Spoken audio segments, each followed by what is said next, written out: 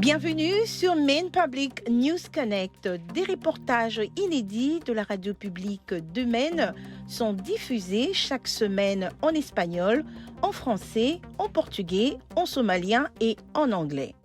Très heureuse de vous retrouver sur Maine Public News Connect en ce vendredi 22 mars 2024. Au sommaire de ce bulletin d'information, nous parlerons de l'enquête sur une fusillade de masse, des produits chimiques nocifs, du développement de l'énergie éolienne et enfin des inondations qui s'y sont accrues. Et tout de suite en détail, l'actualité de la semaine. La commission indépendante chargée d'enquêter sur la fusillade d'octobre dernier à Lewiston a publié la semaine dernière un rapport critiquant la façon dont la police a traité les inquiétudes concernant la détérioration de l'état mental du tireur. Le rapport indique que le bureau du shérif du comté des Sagadahoc avait des raisons suffisantes pour placer Robert Carr en garde à vue 6 semaines avant la fusillade. Plutôt que d'utiliser la loi drapeau jaune de l'État pour confisquer les armes de Card, le rapport indique que les adjoints du shérif se sont appuyés sur les promesses des membres de famille de Card d'essayer de prendre possession de ces armes à feu. Le shérif du comté de Sagadahoc, Joan Mary, n'a pas pu être joint dans l'immédiat pour un commentaire, mais par contre, un porte-parole du gouvernement, Janet Mills, a déclaré que la gouverneure examinera attentivement le rapport. Plus de 100 échantillons d'eau prélevés l'année dernière sur 18 sites de Casco Bay ont révélé de faibles niveaux de substances chimiques PFAS. Plusieurs organisations scientifiques mènent une étude des 3 ans sur le PFAS, connu sous le nom de produits chimiques persistants en raison de leur durée de vie dans l'environnement. Les groupes tentent de déterminer l'origine des produits chimiques et leur impact sur Casco Bay.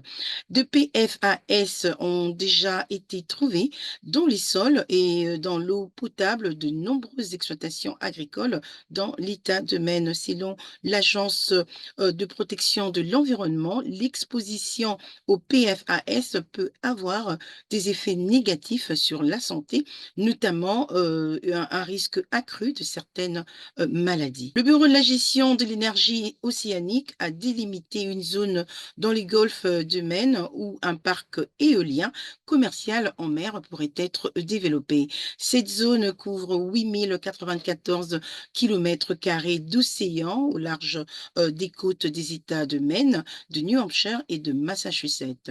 La zone finale représente une réduction de 80% par rapport à la section que les fonctionnaires fédéraux avaient initialement identifiée pour une location potentielle, ce qui, selon les politiciens de Maine, est une bonne nouvelle pour l'industrie de la pêche de l'État. La zone peut supporter la production de 32 gigawatts d'énergie éolienne et l'État de Maine s'est fixé pour objectif d'acquérir 3 gigawatts d'énergie éolienne en mer, tandis que l'État de Massachusetts souhaite produire 10 gigawatts. Les scientifiques prévoient une augmentation des inondations dans le Maine en raison du changement climatique et de l'élévation des niveaux de la mer. En 2010, le Maine a connu environ 12 jours d'inondations par an. Selon les chercheurs, ce chiffre pourrait presque tripler d'ici les milieux de la prochaine décennie. Les chercheurs affirment que cela inclut davantage les inondations dites de perturbation qui peuvent se produire à marée haute, même en l'absence d'une tempête majeure. Les scientifiques affirment également que les précipitations augmentent en raison du changement climatique, ce qui pourrait entraîner davantage des tempêtes de vent et des pluies telles que celles qui ont causé des dégâts considérables dans le Maine cet hiver. C'est la fin de ce bulletin d'information pour Maine Public News Connect. Merci d'avoir été avec nous et passez un excellent week-end.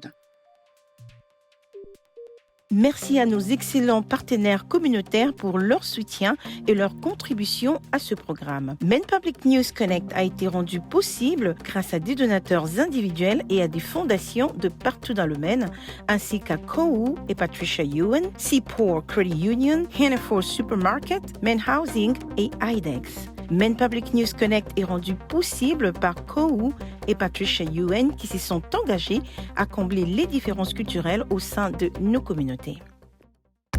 Juntos. Ensemble. Warajir. Junto. Seaport Credit Union. Together. Hannaford Supermarket, qui célèbre la diversité de ses employés, de ses clients et de ses communautés et s'engage à favoriser un environnement accueillant. Ensemble, ils sont plus grands que des produits d'épicerie. Et pour en savoir plus, rendez-vous sur le site internet www.hannaford.com. Chez Maine Housing, nous savons qu'un logement abordable est primordial. Notre programme de prêt pour l'achat d'une première maison offre aux habitants de Maine des taux d'intérêt réduits et une aide de fonds pour l'achat des propriétés aux multiples appartements. Et pour en savoir plus, consultez les sites internet mainehousing.org. Vous pouvez comparer les plans d'assurance maladie et obtenir une aide financière pour réduire vos coûts. Sur ce, veuillez consulter le site internet coverme.gov, qui est une ressource permettant de trouver une assurance maladie adaptée à un prix raisonnable. Ici, on travaille bien. Le programme d'apprentissage de l'État de Maine vous permet de bénéficier d'un emploi rémunéré et d'une formation. Pour en savoir plus, maine.gov/apprentissage.